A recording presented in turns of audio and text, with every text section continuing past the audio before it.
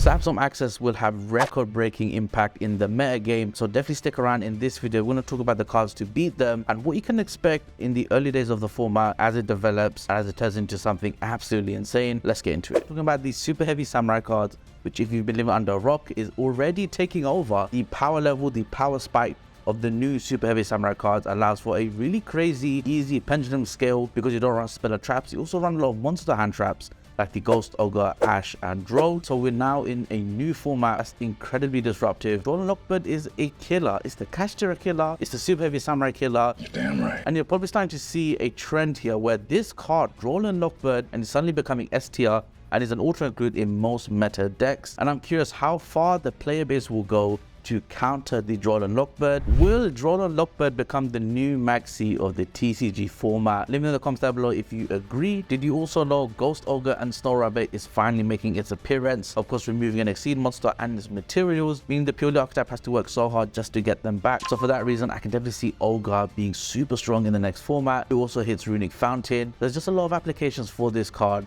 It can also hit Gigantic Sprite. The list goes on. But remember, just like I mentioned with Droll and Lockbird, this card also loses to Dimension Shifter, but now more than ever, I think Tasking, Thrust, and Call by the Grave are going to be absolutely insane into the next format. Kaijus, Santa Claus, Lava Golem, and Sphere Mode are all going to make a comeback in the next format. Sprite is known to lose quite heavily to the Lava Golem Sphere Mode. Same with Kashtira, although the adaptation to end on a solo boss monster is really common now. Exploring Noir forcing the opponent to play a completely different style than what they wanted to. I can see a lot of things going right for the purely strategy and Kashtira or Rice Heart, and for that reason I really think Santa Claus is going to make a huge comeback, if not already, as you can summon Santa Claus in defense mode. When you attack it with an Exceed monster, you get an easy 4 material Zeus in most cases, thanks to Champion Sargus and the Merrymaker. So I'm excited to see what Kaiju is everyone's preference and if Santa Claus really will be the best Kaiju moving forward. Herald of the Abyss and Exceed Encore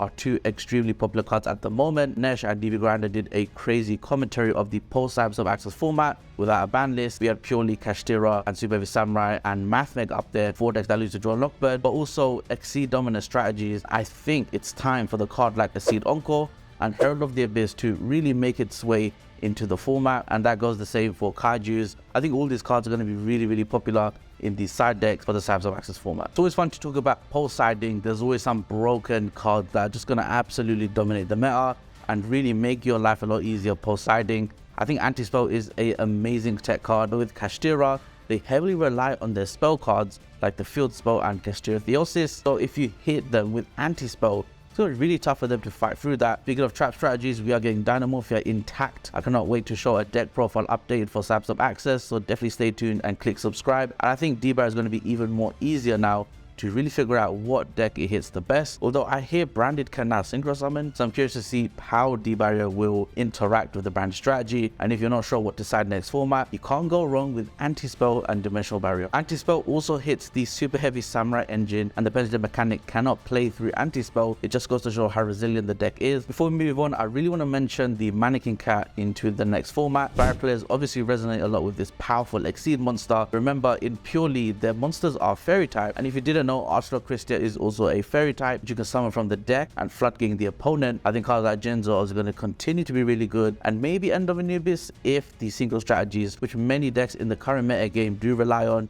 especially Branded. Dimension Shifter was in the main deck of one of the top 4 place decks. I even thought to myself, yeah, Shifter's definitely going back to the main deck. Crazy strategies like Super Heavy Samurai, purely who do rely on the graveyard, Branded to an extent, which as a result turns Kashtira into the powerhouse it was on release date versus Terra Elements. That means Kashtira by default as one of the top 3 decks in the next format. Let's quickly go over some power spells. Dark Little No More, a really obvious one. The synchro based strategy is going crazy in Cyberstorm Access. The Sprite boards, Kashtira boards, and because of that, Dark Little No More is definitely going to come back in the meta. Although some strategies like the Manadium can search a anti-Dark Riddler card, nonetheless, I can definitely see people main deck this card. So don't be surprised if you get Dark Riddler No More, which is a great card in early days of any format. And while the best decks in the room are quite varied, I still think there are some really solid hitters which I can guarantee will be effective as Cherry's targets, like the Access Code Talker and the Baron de Fleur. I mentioned earlier on in the video about Crossout Designator and how Droll and Lockbird might be the new Maxx-C. You serious? And if that's the case, guys, I think, and while we've seen a lot of success with it currently, when the branded deck loses to Ash Blossom, when Kashtira can lose to Lancia or Nibiru, I can definitely see this card following on, staying in people's main deck. But keep in mind, when a format is so diverse, when there's so many powerful decks, Crossfire does lose its potential. Droll and Lockbird, Nibiru, Ash, Impem, Veiler, there are so many power spells and power hand traps that are very common in every single archetype, and that's why I can see Crossfire doing amazing. And that being said, those are my top cards that I think you should pick up right now or start thinking about countering. And Super Heavy Samurai, Kashtira, Mathmet, Pirelli, these archetypes are going to dominate the format. And that's been the video, guys. Thank you so much for watching. If you liked the video, make sure to drop a like, stay subscribed, and stay tuned for my crazy schedule of Cyberstorm Access decks. And with that being said, I'll catch you guys in the next one.